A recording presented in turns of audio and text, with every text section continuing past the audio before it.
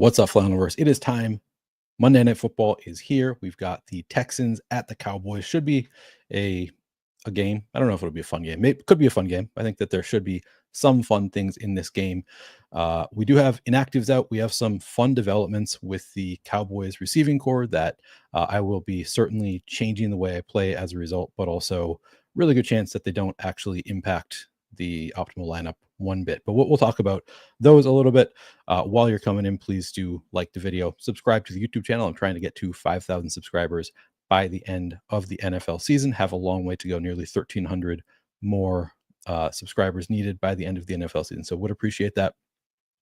Comment if you want to get notifications when I go live. You can hit that little notification bell on the YouTube channel. Again, I'm going to be going, as usual, position by position: quarterbacks, running backs, receivers, tight ends, defenses, kickers. At the end, I will play around with some lineups, and I will take any questions, any leftover questions. I'll probably answer questions throughout as we go, but I'll take any left. We can just talk about the wide receiver developments even before we get there. I'll just say it really quickly. Ryan Flournoy on his Instagram today announced that he was starting his first ever NFL game. So what do we make of that? We'll talk about that later. But he at least announced that he was going to get the start tonight. And then we just got inactives, and Jalen Brooks is out for the Cowboys. So I think Ryan Flournoy, if we take him at his word, which we have no reason to doubt that, sounds like he's probably starting as the wide receiver 3 for the Cowboys, and may get lower ownership as a result of people not reacting to that enough. It does look like around the industry, I've looked at projection sources, they all seem to be reflecting a higher projection for Flournoy now than they had this morning. So it seems that we're getting some reflection of that, but we'll have to take a look at ownership projections. I'm going to have to update this page once again. I'm on Roto Grinders right now. We literally just got the news that Jalen Brooks is out, so we don't have that update yet within the projections. We'll get that at some point during the show. I'll have to maybe once we get to wide receivers, I will refresh and we can adjust at that point. Good to see many of you here already. Appreciate you hanging out here. Sean wants to know, why is nobody talking about Mingo? We'll talk about him on this show. He is now on the Cowboys. Let's see. Lathon, I know how to pronounce it now. Lathon, like marathon. Good to see you. Yes, let's get it, Mike. All right. I'm going to get into it. All right. Came from the XFL. Mingo came to the league 2 years later, nowhere near the same draft class. I don't know. I don't know what we're talking about. Okay, I'm just going to skip it. We're going to go talk about some running backs here. Quarterbacks here. We will start at captain. CeeDee Stroud coming in at 7.5% captain ownership. So I don't think that has changed since this morning. Some things have changed here. Coming in at 43.5% flex ownership. I like both those numbers. I'm going to have a lot of CeeDee Stroud tonight. I think at captain in particular, I'm inclined to go overweight to 7.5%. I don't know if I'll necessarily go overweight at flex. I would guess that I end up there, but certainly at captain, 7.5% feels pretty light. Oh, that's awesome, Ando. Glad you found the channel. Glad you are enjoying it. I'm putting the work in. So I'm glad people are finding it and enjoying the content. Appreciate you being here. Good to see you, Keith. Okay. So Stroud, pretty straightforward. He looks great. He's on the team that is favored to win. He is the most competent quarterback in the game by quite a bit. He's kind of expensive, but we have enough value to fit him in. So yeah, I like Stroud. I'll get to a good amount of Stroud. Nice matchup there. I guess my note as far as correlating Stroud, I would be inclined to always stack him. And if I have him at captain, I want to always have at least 2 pass catchers in the flex because he doesn't run much. So yeah, as you can see here, it is the 5th best possible matchup for a quarterback in terms of schedule adjusted fantasy points allowed. So everything just looks great for Stroud. Games in Dallas, which maybe means that, I don't know, it's not a huge spread. So we're all talking about it like this is going to be a complete blowout, but it's not projected to be a complete blowout. Or like the total on the game, I think the spread is only like a touchdown. So I'm not super concerned about Stroud, not throwing much. Somebody check me on that. What is the spread in this game? I thought it was like 7.5 or something like that. But I'm going to continue rather than looking that up. Nice matchup. He looks great. I like Stroud. I'm always going to be stacking him and multiple when I have him at captain. On the other side is the more interesting quarterback conversation. We have Cooper Rush at just 8,000, getting 33% ownership in the flex. At captain, Cooper Rush coming in at 5% projected ownership. I don't have any huge issue with those numbers. He's cheap enough that he kind of makes things work at captain. He's significantly cheaper than CeeDee Lamb, CJ Stroud, et cetera, et cetera. So I don't really have any issue with 5% ownership on Cooper Rush. I think I probably get to at least 5%, and in fact, I might even, 7.5 or 7. People are saying that. So it's not like it's a 16-point spread like we saw in that Lions Jaguars game where I think it was 16 and a half maybe, and the Lions still threw like in the fourth quarter. They were still throwing touchdowns. So not a huge concern about a blowout, but especially because this is, it's a Texas battle. It's in Dallas. Like I think they're gonna play it throughout. So great matchup for CJ Stroud. Like him quite a bit. Cooper Rush, man, 5% does feel a little bit light. But I think I probably set my minimum at 5% Cooper Rush captain, which probably means that I'll get to 5% Cooper Rush captain exactly. I'll probably just be even with the field there. I think that it's, he's cheap enough that I like it. You can probably fit better lineups around Cooper Rush at captain. My notes on Cooper Rush, just let me read this out. So last week was awful. Passed for 45 yards, lost 2 fumbles, had negative fantasy points last week. So really bad last week in that start. But he did start 5 games in 2022. That's our most recent sample size of any real volume from Cooper Rush. In those 5 games in 2022, he averaged 11.16 fantasy points per game. And he actually had some spike weeks in there where he threw 230 or so passing yards. Not like 400 yard spike weeks, but like over 230 some pass yards. So we know that is at least within his range of outcomes, or at least I think it's within his range of outcomes. Texans defense has allowed the 9th most schedule adjusted fantasy points per game to quarterbacks. So that looks good. Everything looks pretty. It's a good spot, and he should have to throw it to keep up with the Texans. As you can see here, it's 9th best matchup for quarterbacks against Houston. Positive through the air, which is what we care about. He does not run like at all. So Cooper Rush, he's similar to most non-rushing quarterbacks in that I always want to have him at least stacked, regardless of where he is in the lineup. He is a little bit unique from the standpoint of he's cheaper than we usually have for quarterbacks. So at $8,000, I think we can at least consider having him single stacked in some lineups. I still like, if you're hand building and you want to play Cooper Rush at captain, I would be inclined to probably at least double stack him. But I think I might leave a rule that allows for just single stacking Cooper Rush when I have him at captain, because he's only 8,000. So it is possible for him to, just really target CeeDee Lamb over and over. CeeDee Lamb outscores him by 10 fantasy points, but because of the scoring dynamics, because he is $3,000 cheaper or something like that than CeeDee Lamb. Is it 3,000? 2,800 cheaper than CeeDee Lamb. Like CeeDee Lamb can outscore him by 10 fantasy points, and it's still Cooper Rush that you need in the captain spot. So I do think that you can have Cooper Rush with just CeeDee Lamb. I don't know. I'd be less inclined to do it with any other Cowboys receiver because they're so cheap that if they're scoring big fantasy points, he's probably not. They're probably going to be the optimal captain instead of him. But I think he's more viable than most playing him with just a single stack from captain. I still would be inclined to always stack him and would prefer to have a double stack in my lineups if I have him at captain. I think that's all I have to say about Cooper Rush. I think I already laid this out there that it is CJ Stroud is a top 5 matchup. And Cooper Rush is a top 9 matchup. So both great spots for quarterbacks. It is worth noting that the Dallas matchup is better for running backs on the ground, but it's still a top 10 for passing quarterbacks also. So it looks good for both quarterbacks, both getting some ownership.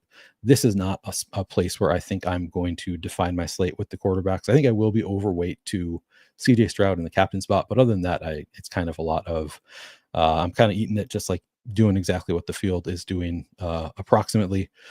The other thing that Adam brought up on a show this morning, and Andrew brings it up here, Trey Lance analysis. So I don't think that we have any indication that Trey Lance is likely to play in this game. I do think that he's viable. if in very large field tournaments. So I would not play any Trey Lance in smaller field stuff. But he is, he's a strong rushing quarterback. Certainly would make sense if they do have some plays designed for Trey Lance to get him involved a little bit. Um, I think he's more of a like get 2 shares in a 150 set type of lineups. I don't think that I would have any Trey Lance in a 20 lineup set. Maybe if you want to take that risk, like it's the likeliest scenario by far is like sub 2 fantasy points for Trey Lance, and he's $6,000. But in a 150 set, I think that like he makes more sense than your typical backup running back because he is only $6,000. So there's the price that he doesn't really need to have a full game to pay it off.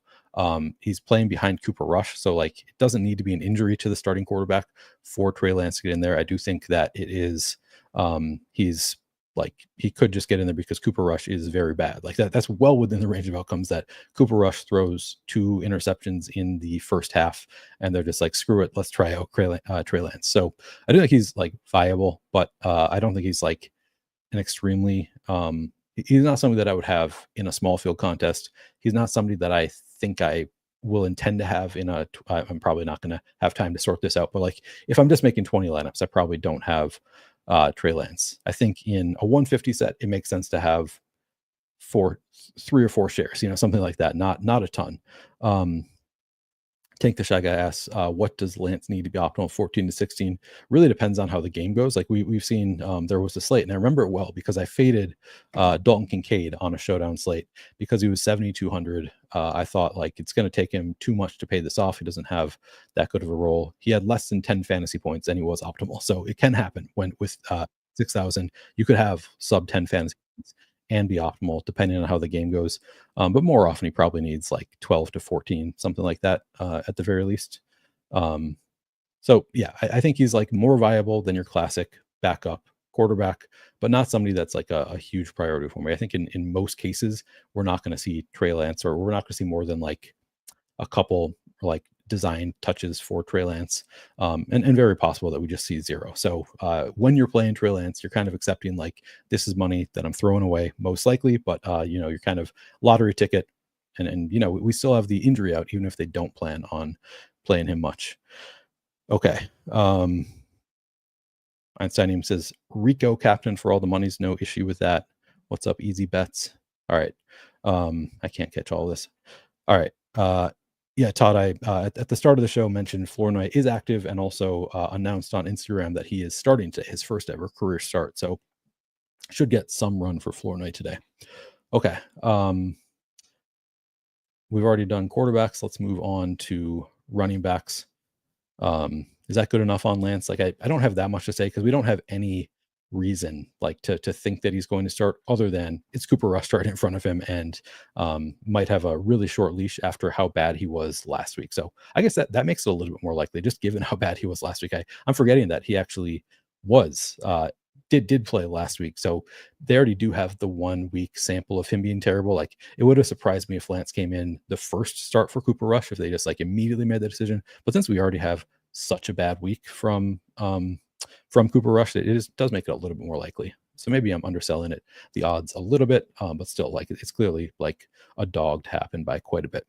All right, at running back, Joe Mixon, the clear starting point, the focal point at running back. I gotta update this.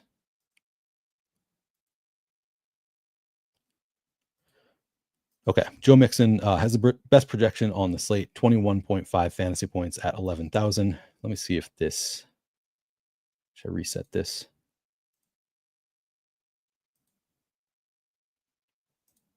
I'm gonna refresh. Looks like they updated. They did. Okay, good. No more Jalen Brooks. All right, we're good. Everything's updated. Maybe not ownership, but we'll see. Joe Mixon getting 26% ownership at captain. At flex, Mixon coming in at 43% ownership. So just under 70% ownership overall for Joe Mixon. Feels fair. Like I probably come in slightly light on Joe Mixon, but not by any great margin. Like I could get to 70%. Actually total, including captain ownership, if I get to 70%, that wouldn't shock me. So I think I'm probably right with the field on Joe Mixon, not really going to make or break my slate there. The usage for Mixon is just elite, and I can pull up the bell cow report here. Let's do all Texans here. So on the season, Joe Mixon has played 7 games. He has 151 carries. So that would be more than 20 per game. 23 targets on 36% route participation. So more than 3 targets per game, like 22 or so carries per game. Just an awesome role for Joe Mixon. Really hard to argue with it, especially when you consider they are the favorite by a touchdown. They should be throwing quite a bit. The matchup is above average. Looks like it's a top 10 matchup for running backs against Dallas. Everything looks great for Joe Mixon, and it's obviously reflected in the projection. 23 fantasy points here at Roto-Grinders. So even higher at Roto-Grinders than fantasy points. And I don't have issue with either of them. Like he should be the highest projection on the slate. He is anywhere you look. So he looks great. The one tough thing with Mixon is the price tag. He is 11,000, so it's a little bit tough to get there. So I mean, tough to get there, especially at captain. But also, we have some value on the slate. He's so great. We're going to try to make it work. So I think I probably end up right with the field at around 70% Joe Mixon, and I probably set my limit on captains at 20%, and I'm not sure I'm going to make any kind of adjustment there for Mixon. I might, but my guess is that I just come in like right at 20% Mixon a captain. So a little bit light there, but not too far from what the field is doing. I think he looks like a strong play. There are just some other more contrarian captain options that I think I'm going to try to go above weight to. So I probably need to lose a little bit of Mixon captain exposure to get there. Behind Mixon, we do have Dameon Pierce back for this game. Interesting. So he's not in the, let me see if he's in the RG projections. Yeah, Pierce projected for 1 fantasy point at 4% projected ownership. He's 2,400. Ogunbowale projected for just under 3 fantasy points, 6% ownership. He is 3,000. Sort of tough. Actually, let's take a look at the bell cow report for the Texans. It's kind of hard to know like what they plan to do, what they want to do with Dameon Pierce back. Like, is it was much cleaner with Pierce out. That we just had like Ogunbowale to me was a pretty good play because he's sort of involved in the passing game and then had massive contingent upside. I think as a result of Dameon Pierce back, Ogunbowale probably still gets some passing down work, but I'm not sure that he has the same contingent upside if something happens to Joe Mixon. And that's part of what I really like with backup running backs in general is if you can project that, like, if this player's out, this player is going to absolutely smash. Like we had last night with Khalil Herbert. Part of the reason that I liked Khalil Herbert was if anything were to happen to Chase Brown in this game, Khalil Herbert is going to just get a ton of work. At least I would expect him to. And he's going to be way too cheap and too low owned for that scenario. It's a little bit trickier tonight with Dameon Pierce active, Dare Ogunbowale there, to know what who has the contingent upside on the Texans, especially with Dameon Pierce coming back from an injury. Let's see, the most recent time we saw them all together was week 8, and it was 3 snaps for Dameon Pierce, 9 snaps for Dare Ogunbowale. 12.8% route participation for Dare Ogunbowale, just 5% for Dameon Pierce. So that's our most recent sample. Game prior to that, Ogunbowale 21%, Pierce 10%. I think I'm more inclined. I mean, just looking at these numbers, I guess it does appear that even in recent weeks when Dameon Pierce was active, Dare Ogunbowale had the better role. Week 6 a little bit better for Pierce, 8 carries in that game to Ogunbowale's 2, and 19 snaps to Ogunbowale's 12. So it's not totally clear what to do here. I don't love either of them because I don't think either of them is going to see a ton of work in a regular game script, and it's a little bit messy with the contingent upside. But obviously somebody would have contingent upside if something happened to Mixon. So again, let's take a look at ownership is 6% going to Ogunbowale. I think it was 4% going to Pierce. that feels about right. Like I wish I could take a stand here, like I like to do with backup running backs. I just don't really see it here. I think that the ownership is kind of right on both of them. I don't know if you guys have any different opinions. You can share them in chat, but I don't really see it like a clear breakdown of these running backs. I kind of feel like 6% Agumbawale, 4% Pierce is about right there. Okay. Yeah, I think this is probably true. Todd says the Flournoy Mixon combo is going to be mega owned. Depends on where Flournoy actually comes in at in terms of ownership. Andy says he leans Pierce. I think that's reasonable. Like he was the favorite coming in. Just we have. I was thinking it would probably be Pierce, but didn't realize we have a recent sample size of the two of them together, which kind of gets me more on the Ogunbowale page. I see this is how I feel Waylon Jennings. I think it's more likely that Ogunbowale touches him just based on what we've seen here. But I have no issue if you want to lean Pierce. Either way, I think that they're all just like dart throws. You're honestly kind of hoping for something going awry, either an injury or a ejection, or obviously just a blowout. It's probably the most likely scenario for one of these guys getting some work, and it would just be in the fourth quarter anyway. Okay, I think that's enough on the Texans running backs. I don't think I'm getting into any JJ Taylor with Damian Pierce back. This looks like it needs to be updated. Maybe it'll be updated later. I'll continue using Roto Grinders, and I should note, if you want access to this, what I'm using right here is Roto Grinders Lineup HQ. You can't see the entire screen, but this is the Roto Grinders optimizer, and this is what I use to make lineups for Showdown. You can get access to it. You can get $10 off. The link is in the description to get $10 off for any package at Roto Grinders if you are interested. And then every other thing that I'm using here outside of Roto Grinders Lineup HQ is fantasy points. Most of these pages, actually, this one is free. This is the schedule adjusted fantasy points allowed. This is free for anybody to use at fantasypoints.com. Almost everything I use with the dark screen here is the data suite, and you can get this for 50% off using promo code Flannelverse, and I highly recommend it. I use it constantly. Obviously, doing content is where I'm using it for the most part, but if you do want to do some like deep digs into NFL data, I think it is the best thing on the market. Highly recommend it.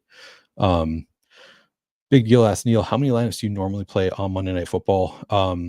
I've actually recently been maxing out the mini max, which is only 50 cents per lineup. So it's $75 to do 150 lineups. So I've recently started doing that, which maybe is a mistake because it makes it harder for me to get all my lineups in and looking the way I want them to.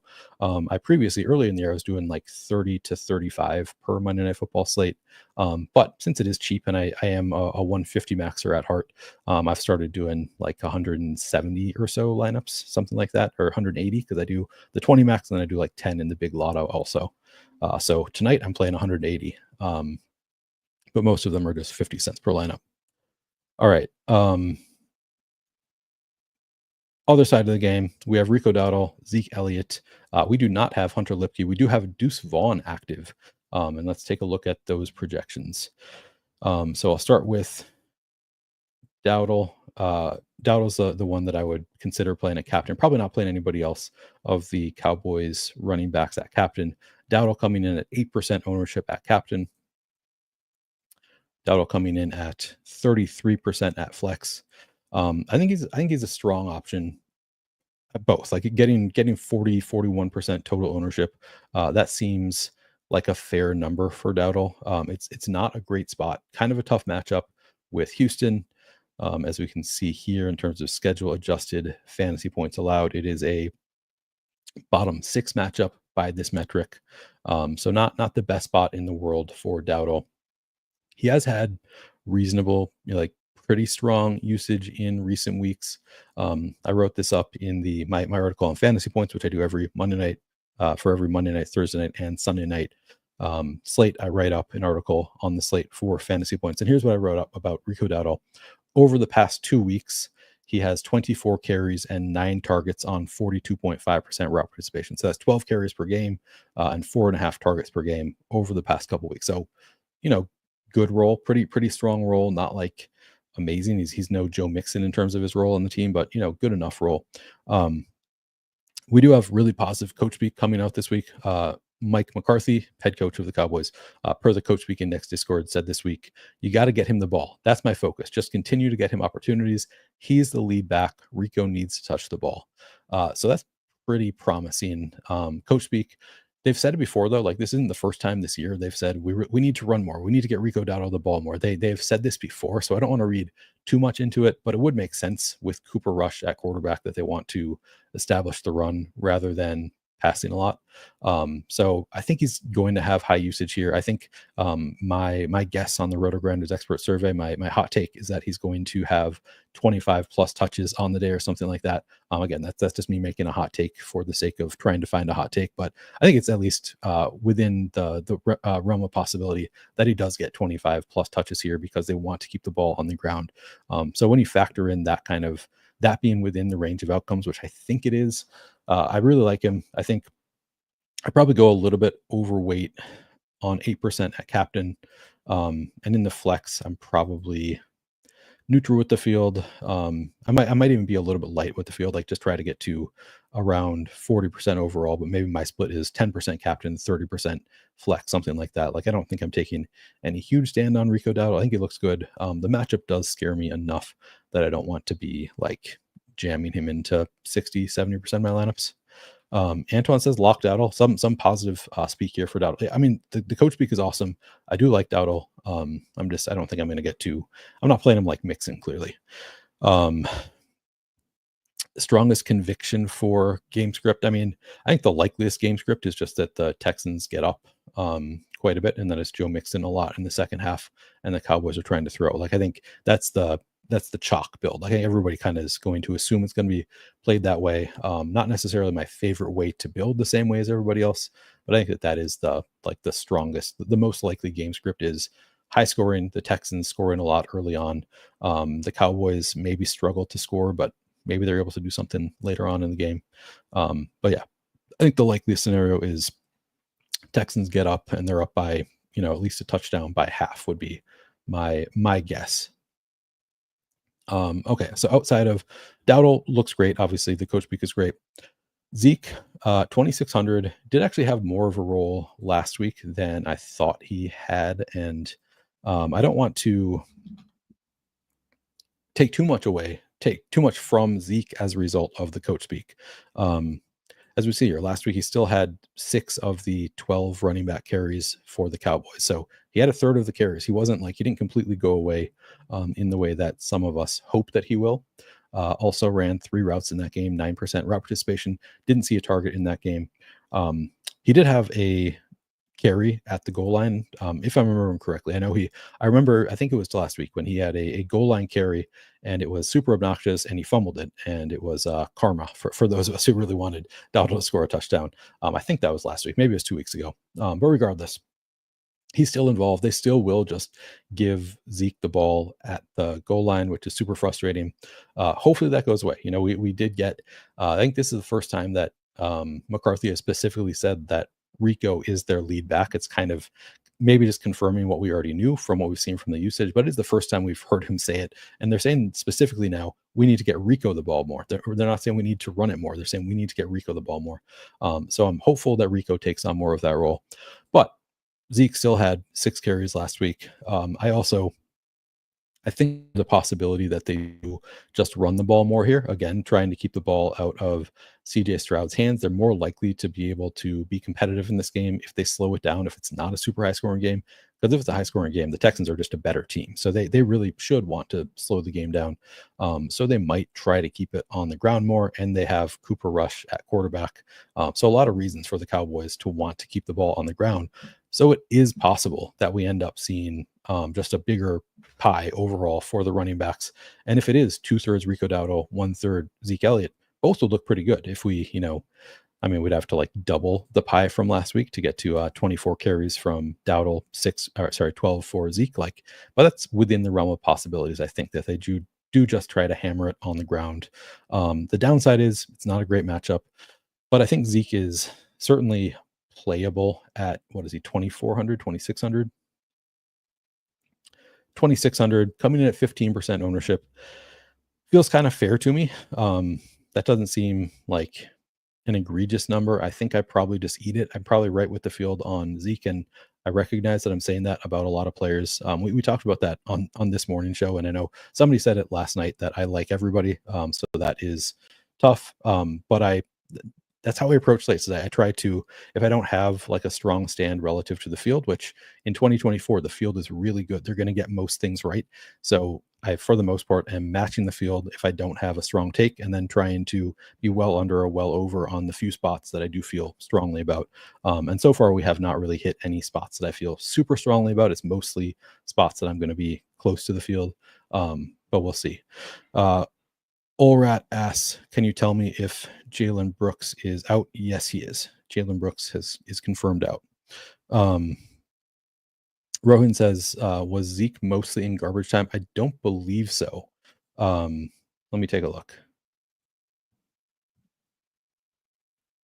So we'll go to the bell cow report for week 10. Split it out by quarter.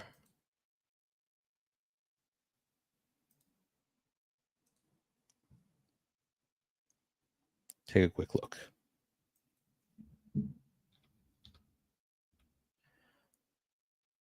Yeah. So, I mean, it was 5 snaps in the second quarter, 7 snaps in the fourth quarter. I didn't realize that they use Zeke like this. They just use Dowdle exclusively in the first and third as of last week, and then they used Zeke in the second and fourth. He did have 4 of his rushes in the second quarter, so I don't think that it was a blowout thing. I think it was like he had actually better usage overall in the first half. I'm just going to look at week 9. Is that how it usually is for the Cowboys?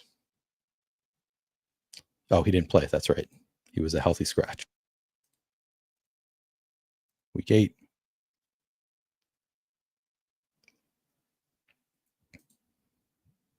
Week 8, the most of his snaps in the fourth quarter for that game. So he played 10 snaps, had 3 carries, but he also had 3 carries in the first and second quarter. So it doesn't appear to be reliant on the quarter. I don't think it was a blowout thing. All right, I'm just going to go back to our standard settings. Okay. So yeah, I think Zeke looks fine. I think Deuce Vaughn is certainly in play here. Would you have a projection for Vaughn?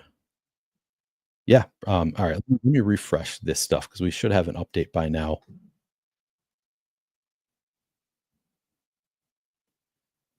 Okay. In terms of ownership.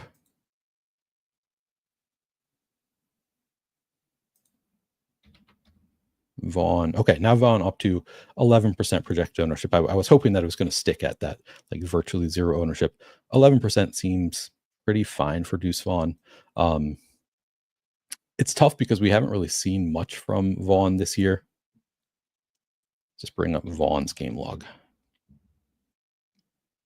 So he hasn't played since week 4. He's maxed out at 10 snaps in week 2. He did have 4 carries in that game. They talked about using him, like lining him up as a wide receiver at times. I don't know that he did a ton. I mean, he only has 2 targets on the season in those 4 games.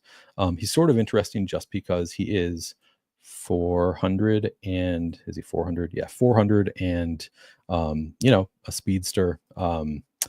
Not getting a ton of ownership. They haven't really gotten much out of Zeke. So there are reasons to sort of like Vaughn. I wish I could tell you that I'm going to be getting a ton over 11%. I don't really expect to get much over 11%. I think that feels about right. No issue with that Vaughn ownership, but not a spot I'm taking a huge stand. I might even come in a little bit light there. And then I want to look up Flournoy. Okay? Flournoy is up to 21% ownership. So I thought that was going to change at some point. It seemed off when he was projected for virtually zero ownership. But we'll get there when we talk about wide receivers, obviously. All right. Missing some comments here. Let me get back. Rohim says teams win contests, not exposures. I mean, yeah, that's definitely true. But also, like, your exposures kind of are a big part of how you make your teams. So I agree with that. You set your rules to correlate the way you want them to, and then you get exposures to the amount you want. But ultimately, yes, teams win, not exposures. Um, Daniel says, who would you remove from a max one pool? I mean, I don't set that kind of rule. Remove from a max one pool. Um, I think this looks like a fine max one pool. There's nobody here that I'm expecting to get a ton of exposure to. So if I did set a rule like that, I think that's a fine one. Do you need to remove somebody? I guess you could remove Xavier Hutchinson would probably be the one that I'd most likely get two more of that group. Okay. All right. I'm going to move on. I think we've done all of the running back conversation. Hunter Lipke is inactive today. I don't know if I said that at the top of the show, but do not play Hunter Lipke. He's somebody that we have liked on some past showdown slates. He's inactive today, so we don't have to worry about Hunter Lipke. Yeah, ultimately, I think Dowdle looks fine. 40% total ownership. I probably get a little bit higher than 8% at captain, a little bit lighter than 33% in the flex. I think it looks like a strong play. Could have awesome usage here, but 40% total ownership just feels about right for Dowdle. Getting 15% ownership, I might come in a little bit light there, but not by a ton because he does have some contingent upside. Vaughn is. I struggle with it because I think that we have wanted him to be a thing for forever because he feels like the type of player that could break out. Like he's speedy. He can just, break off a long run. They should theoretically want to get him more involved, and he's cheap. So there's a lot of things to like there. But I also am not sure that they actually want to play Vaughn over Zeke Elliott. Like it just seems like the Cowboys organization still really loves Zeke Elliott. So I don't know that he's going to get much of an opportunity, but I think 11% is I have no issue with that number. My guess would be I come in slightly light on both Zeke and Vaughn, but not by much. I think both look fine. Okay. Outside of the running backs, let's move on to wide receiver here. And it's all going to start with let's start with the Texan side because they look awesome. Everybody's going to get to the Texan side. I think that they probably should get to the Texan side. Nico Collins, the highest projected of the wide receivers at 10,400.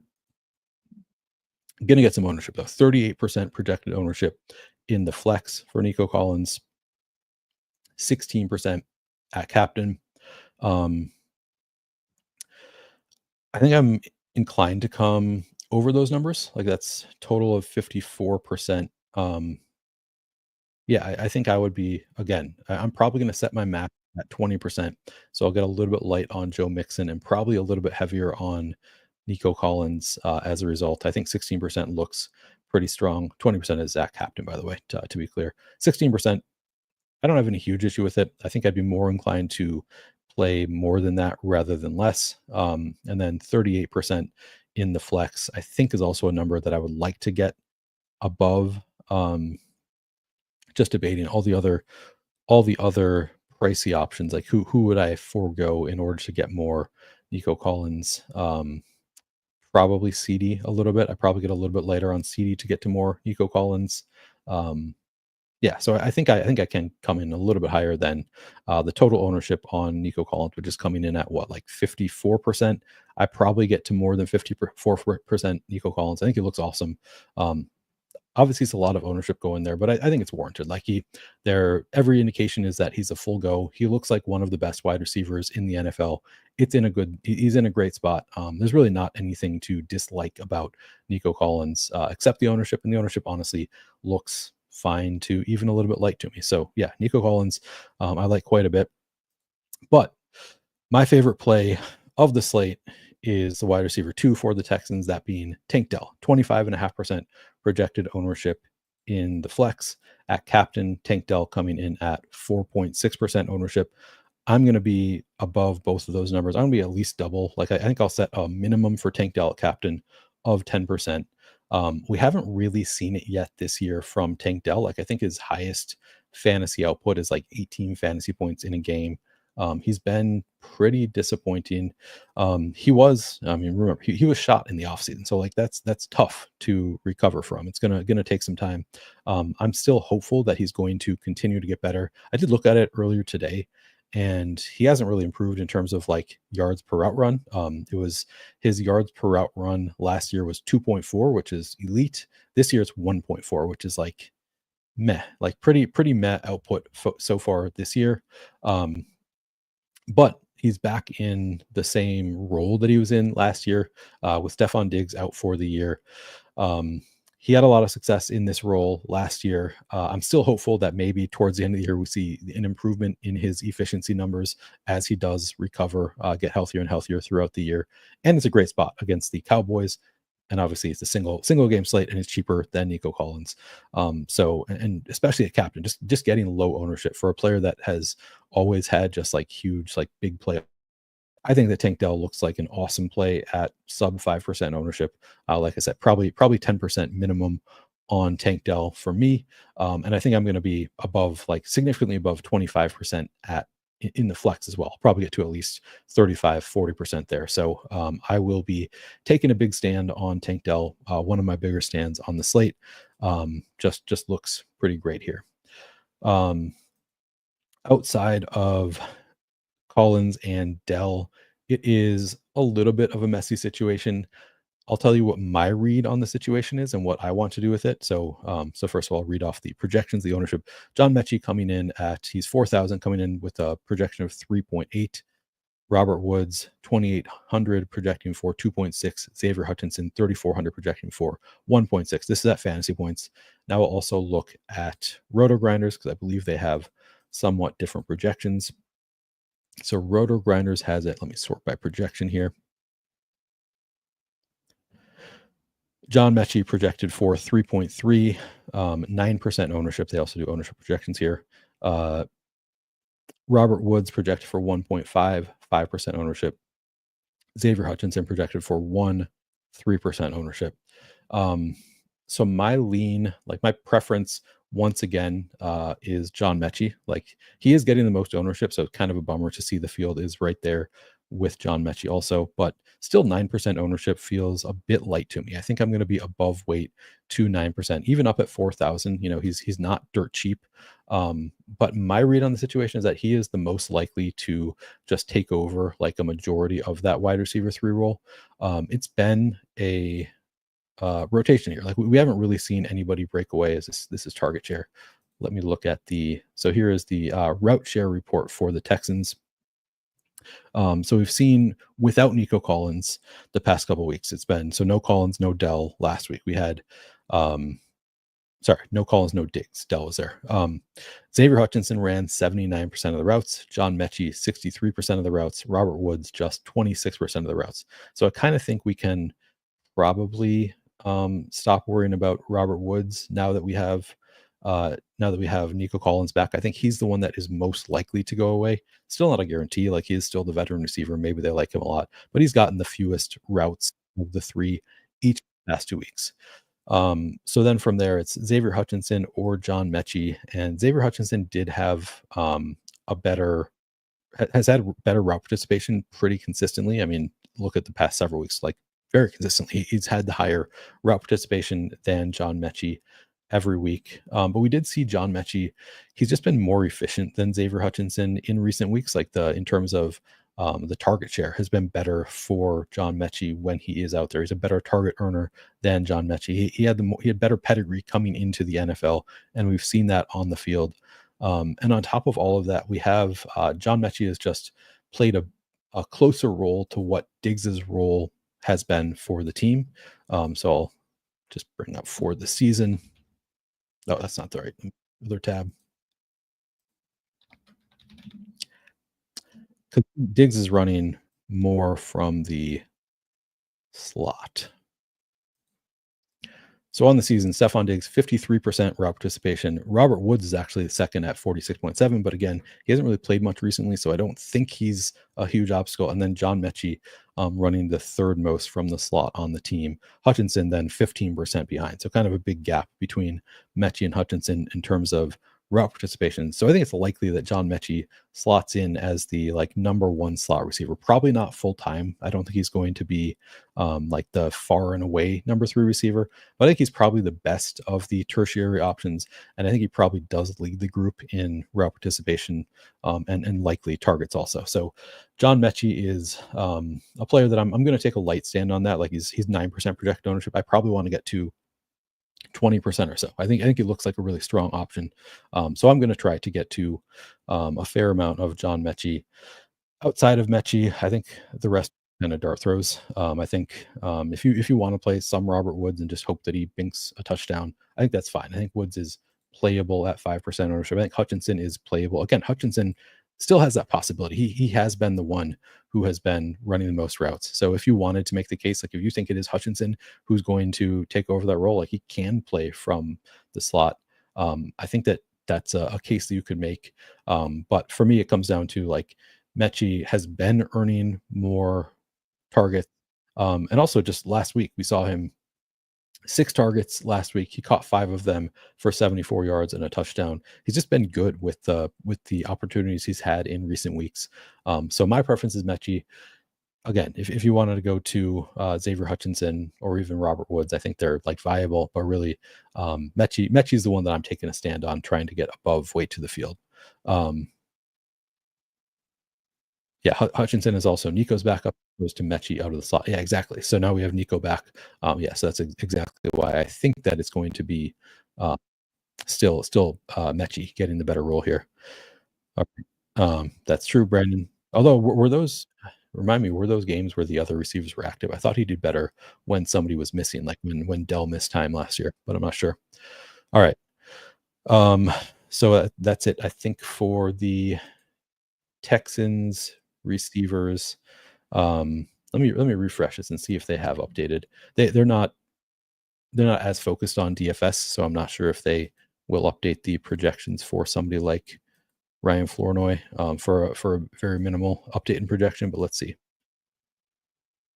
Yeah, okay. So they have updated to Ryan Flournoy 2.9 fantasy point projection at 200. We'll start at the top though. CeeDee Lamb projected for 16 fantasy points. He's 10,800. So he's 1,400 more expensive than Tank Dell. He's 400 more expensive than Nico Collins. It does make it tougher to get there. CeeDee Lamb coming in at 8% projected ownership at captain, at flex 35.5%. I think I probably come in lighter than 35.5%. Not by like a ton. Like I probably want to get to 30% Lamb at flex, and maybe 10% at captain. So again, similar I think to um who was I talking about? Oh, Rico Dowdle. I think I'm probably gonna like play it similarly where I'm trying to get to a little bit higher in the field of captain, a little bit lighter at flex. Kind of comes out in the wash. Um, Sort of tough to get there. I might even come in a little bit lighter than that overall on CeeDee Lamb. Like he's the clear best option on Dallas, I think. At least, I mean, you can see the projection here. If I sort by fantasy points, he's projected for 14 and a half fantasy points. Rico Dowdle 13 and a half. So I guess not far behind him. He's also 10,800 though. So when you're playing CeeDee Lamb, you are foregoing one of these three most likely. It's going to be tough to play all four, and that's just sort of tough to want to do in any like serious volume. So I think I do come in a little bit light on CeeDee Lamb. I don't think that he's clearly he's CeeDee Lamb. He's a very very good receiver with a great role. So I don't want to like totally forego it. But I think that I do end up a little bit light on CeeDee Lamb, and I'll tell you because I looked into the past history with Cooper Rush at quarterback because I thought that would kind of give us a better indication of what we can expect going forward rather than what we've seen from Lamb with Dak Prescott this year. So last week was the first week with Cooper Rush starting. And again, he was awful, but CeeDee Lamb did still see 9 targets on 81.3% route participation last week. So really, still a pretty strong role for CeeDee Lamb last week. And in 2022, when Rush started 5 games early in the season, Lamb averaged 9.4 targets per game. So right in line with what he got last week. He averaged 16.5 PPR fantasy points per game down that stretch. He did have a couple games where he spiked over 20 fantasy points. So it is still possible for CeeDee Lamb, even with Cooper Rush at quarterback, to spike a fantasy game where he scores more than 20 fantasy points. I believe he did it twice in that 5-game span. So we really can't don't want to totally sleep on CeeDee Lamb here. The Texans defense has also allowed the 9th most schedule adjusted fantasy points per game to wide receivers. So it's been a pretty good spot for wide receivers. It's tough for me because I want to I'm probably going above weight on both Dell and Collins. I think that there will be a lot of very sharp players who, when you look at their exposures, it's going to be heavier on Dallas, across the board. They're just going to be playing it for what if Dallas can keep it up? And I'm going to have some of those lineups where I play that way. But ultimately, I think I'm probably 10% Lamb at captain, maybe 30% in the flex. And I'm close to the field, but probably slightly light overall. But again, he's totally viable. We've seen it a couple of years ago. He had those spike weeks. So yeah, I like Lamb just fine. Outside of Lamb, Jalen Tolbert, the pretty clear wide receiver 2 these days for Dallas. He's 4,600. Projects okay, coming in at 19% ownership at 4,600. I like Tolbert. I think Tolbert looks great at 19% ownership. That does seem like a number I would like to come in overweight to the field on. The role has been pretty strong for Tolbert basically all year. I mean, if we just look at his game log, he's consistently running 80+% of the routes ever since week 1. He was just at 60%, and then it's been 80% plus just about every week since week 1. He was targeted 5 times last game with Cooper Rush, 6 times the game before that. I don't know what the split was with Rush and Dak in that game, but he's seen some targets. He's the clear wide receiver 2 on this team. He's not super expensive at 4,600, and he's only getting 19% ownership. So I do think that Tolbert is another player that I think I'll be above weight to the field on. I think he looks great, particularly in the flex. I don't think that I like these tertiary options as much at captain. I mean, 2% seems totally fine. If you want to get to 2%, I think that's probably about what I shoot for with Tolbert. Yeah, no real issue with that. Beyond that, so here's where it gets really interesting, because Kevontae Turpin is there, and now we lose Jalen Brooks. Kevontae Turpin was a pretty strong fade for me relative to the field earlier in the day, because the route participation, if you just look at the game log for Turpin, it's gone down.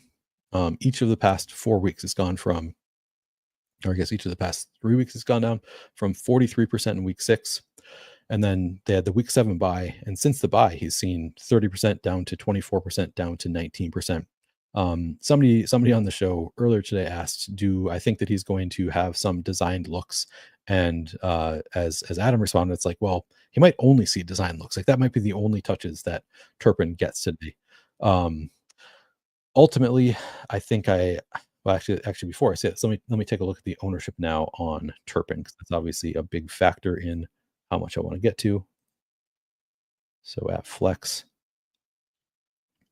Turpin coming in at 7.5%. I don't have any huge issue with that. I thought it was a bit higher earlier. Yeah, 7.5% seems fine. Again, he is the type of player, he might see a few manufactured looks. It might make sense for them to do more of that, manufacturing looks, behind the line of scrimmage. You take advantage of the speed. Might make more sense with Cooper Rush at quarterback. So I do think that he looks fine at 7.5% ownership. Not a huge priority, again, because sort of trending in the wrong direction. But now we have Jalen Brooks out. I assume that's going to make way for Ryan Flournoy to have a bigger role, but who knows? Maybe they do want to get Turpin more involved. Maybe it has not been super intentional that he's seen the decrease in usage. So 7.5%, probably not something that I'm going to deviate from the field too much. And then again, Ryan Flournoy. Now we've seen the update and projections around the industry. So we have Ryan Flournoy. We also have Jonathan Mingo active for this game. Flournoy is, to me, the most interesting, but he's also the most interesting to the field. 21% projected ownership in the flex. He is $200. Actually, I'm curious if he's getting any captain ownership now.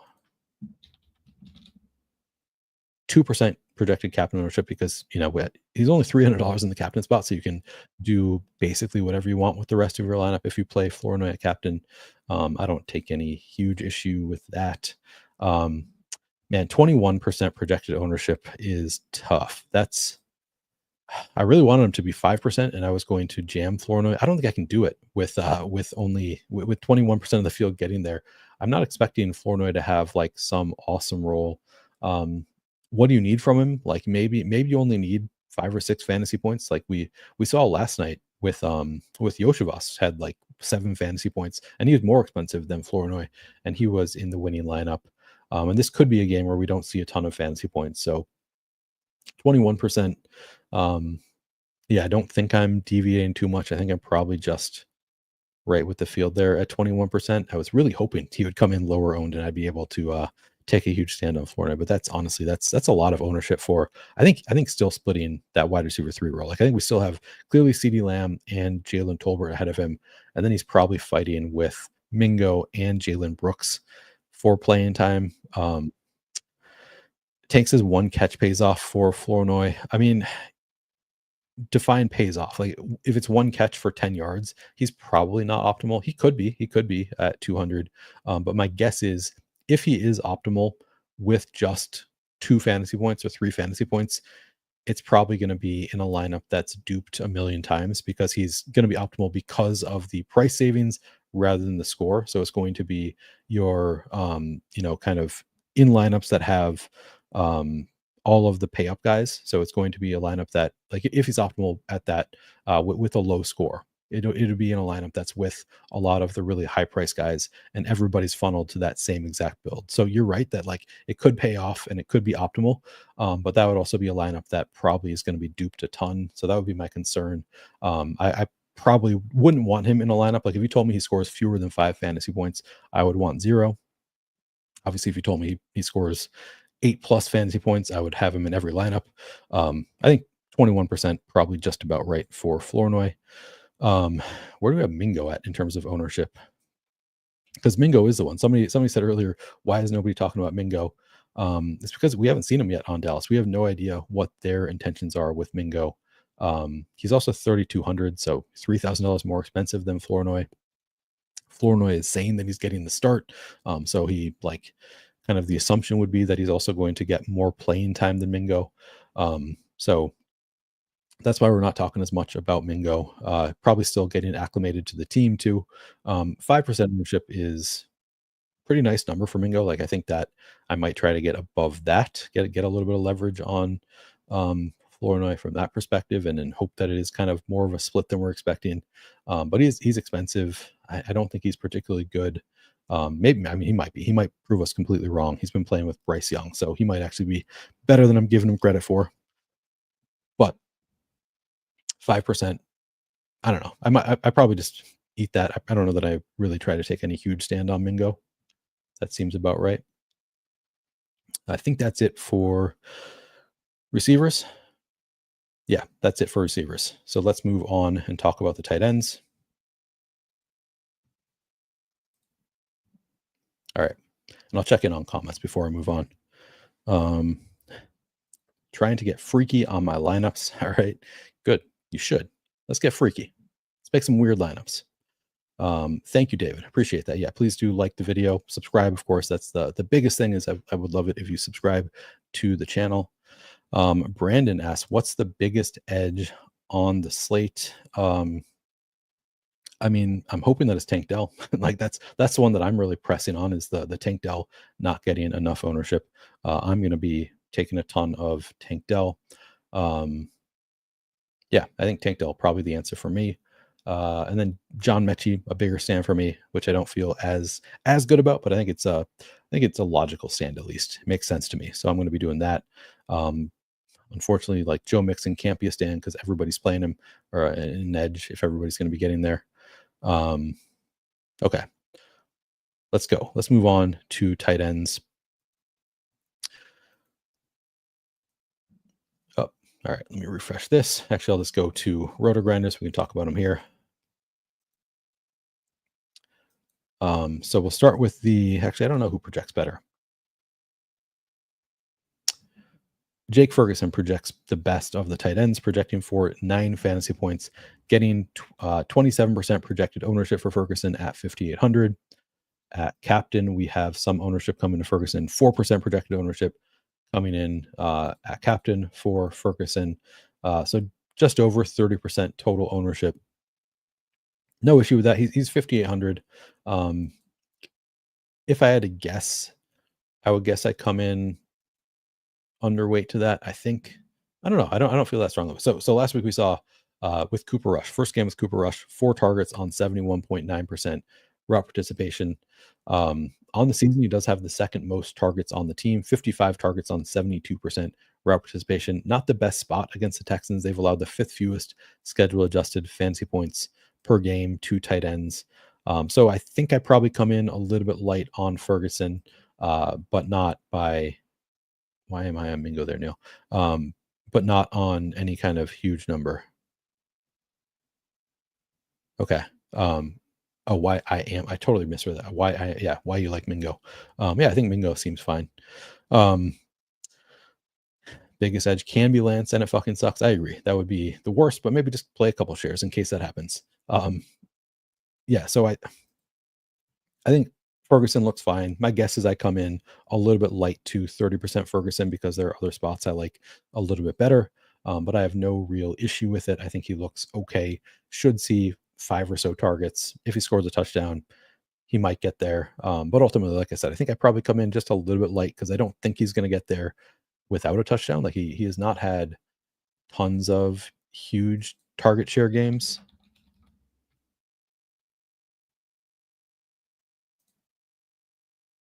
No, I guess he has one with 10, 9, 8, 7, 7. So yeah, maybe you could see a 7 or 8 target game and possibly get there without any kind of he actually just 2 games ago had 9. So maybe I'm downplaying it because he only had 4 last week with Cooper Rush, and I'm not convinced that Cooper Rush can really get him the ball a ton. But I still think I probably come in a little bit light on Ferguson, not by any kind of huge measure. Outside of Ferguson for Dallas, Luke Schoonmaker, Brevin Spanford, Princeton Fant. I have not looked up if there's any relation to Noah Fant there, but he's a tight end. Good bet, right? Probably related. I'm not taking any huge stand. I'm not planning on playing a ton of Schoonmaker, Spanford, or Fant. Again, let's just take a look at the Cowboys' recent usage. They're all kind of in that, backup tight end classic role, where let's see, Schoonmaker, 4 routes run last week, 12.5% route participation, just 1 target last week. Brevin Span Ford, 2 routes run, 0 targets last week. Like nobody really doing much. Now they're adding in a 3rd tight end, fourth tight end to the mix. I don't feel good about them. In week 9, 7 routes run for Brevin Spanford. That's still 12.7% route participation. Maybe you can make the argument for backup quarterback likes the backup receivers. So I guess you can make that argument for the tight ends and Flournoy. Like maybe these are the guys that Cooper Rush likes and wants to target. He's more comfortable with them. But I not getting into them in any kind of number. I will take a look at the ownership projections for these backup tight ends. It's going to be low. It should be low.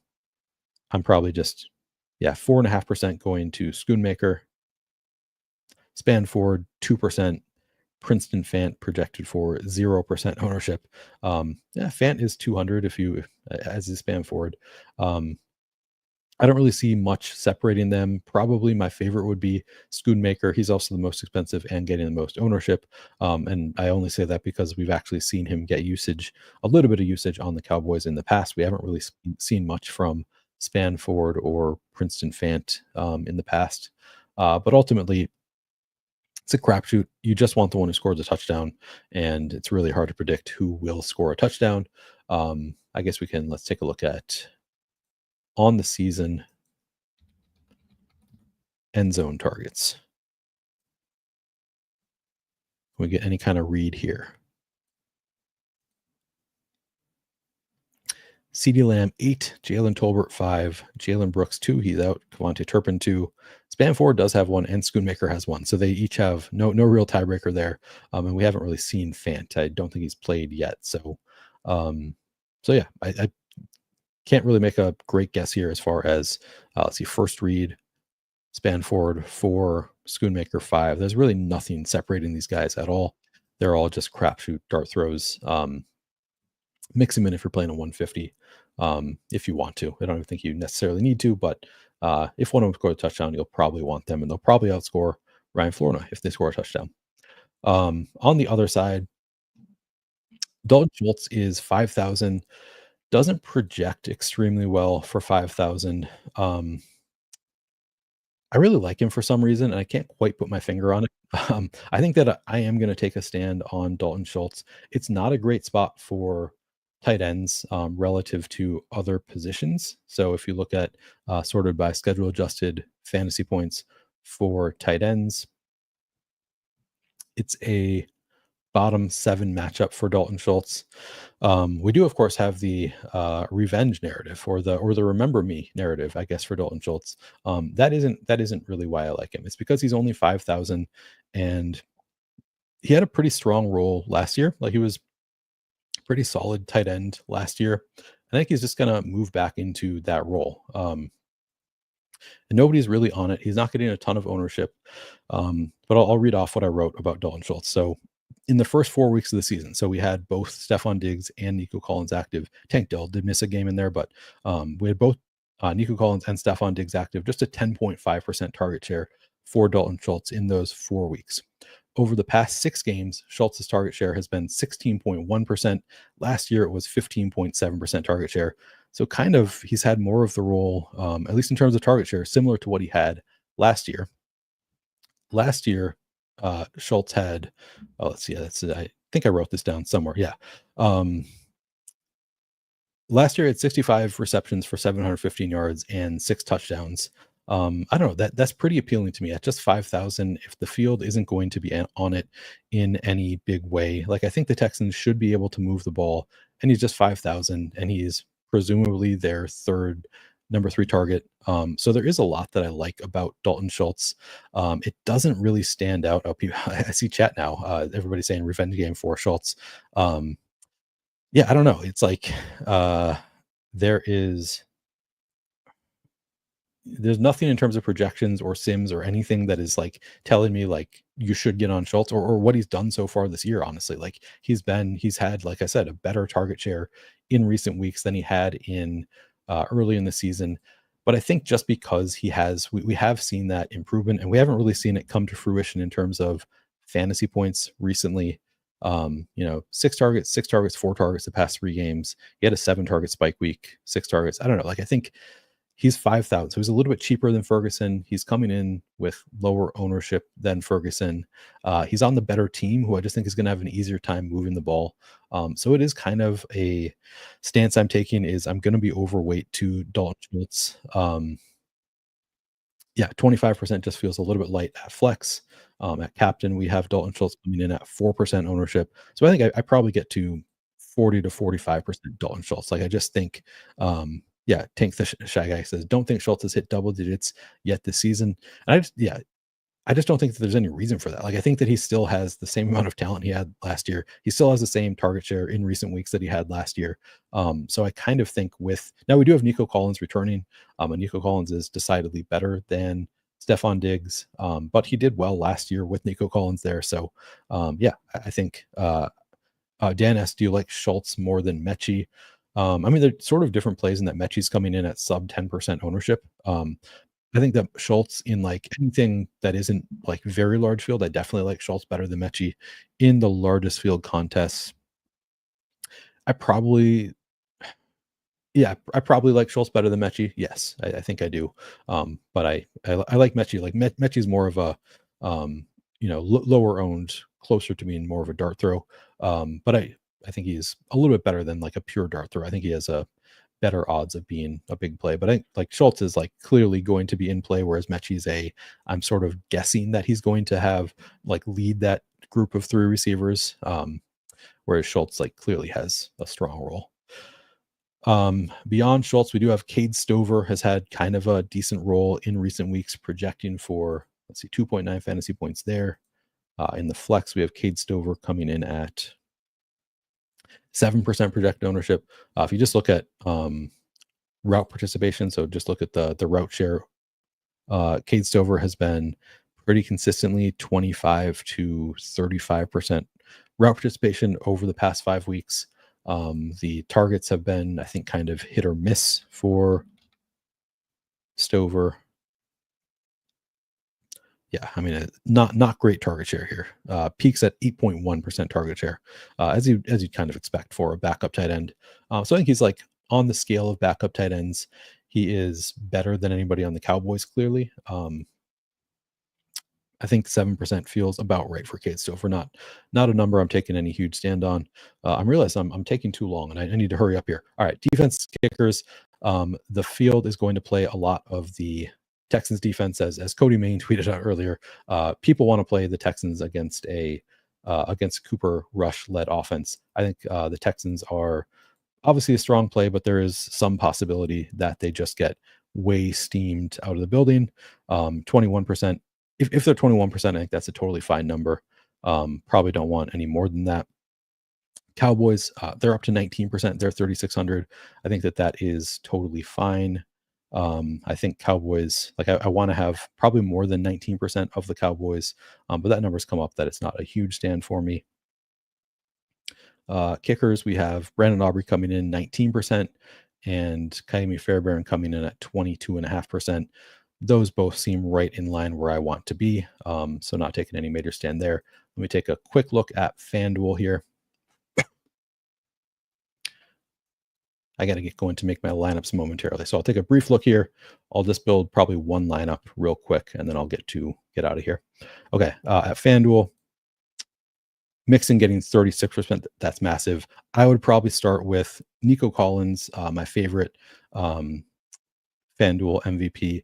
Tank Dell not far behind at 4% ownership. I think that's really intriguing. So those two stand out at MVP. CeeDee Lamb, obviously not a bad option. Rico Dowdle, but Joe Mixon 36%. Like he's obviously a really strong play, but that is a bit much in the flex. Similarly, Tank Dell 23% feels light to me. I like that number quite a bit. He's only 10,500, so just too cheap. In the truly contrarian, again, I think Dalton Schultz looks good at 17%. Tolbert at 12% stands out at only 9,500. He looks great on FanDuel. Mechie at 8% looks great on FanDuel.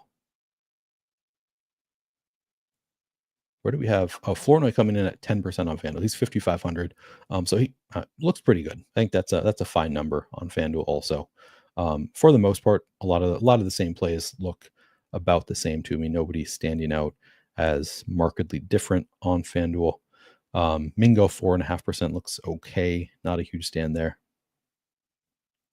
All right. Let me just get to building a lineup real quick. I'll take a quick look at comments and then I will get to make my lineups. So I'll start with my favorite captain. The one I'm probably going most overweight is Tank Dell.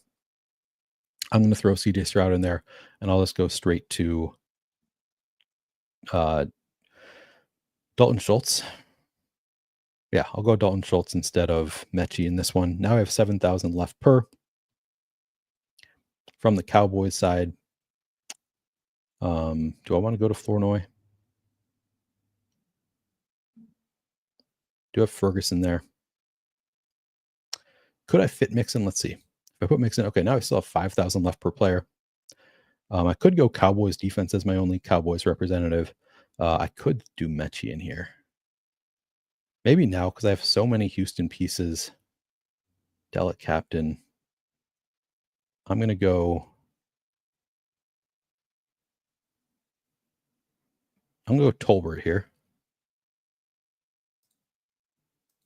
Now I have 5,500 left, and if I want to leave a little salary on the table, I could go, instead of going Fairbairn, maybe not. Maybe I still do Mechie. I think that's pretty good. I don't love it because we have Tank Dell in the captain with, I guess, just two other pass catchers in the flex. I think that's fine. I think that works out. 1,500 left on the table. I think that is a viable large field lineup. All right. I need to get going because I have 8 minutes to lock, as being pointed out, and I need to make 180 lineups. Haven't even set rules yet. So I appreciate all of you being here. Hopefully I covered all your questions. Thank you all very much. Please like, subscribe, turn on notifications, all of that, comment, all of that, very helpful. Thanks, guys. I'll catch you later. Let's make some money tonight.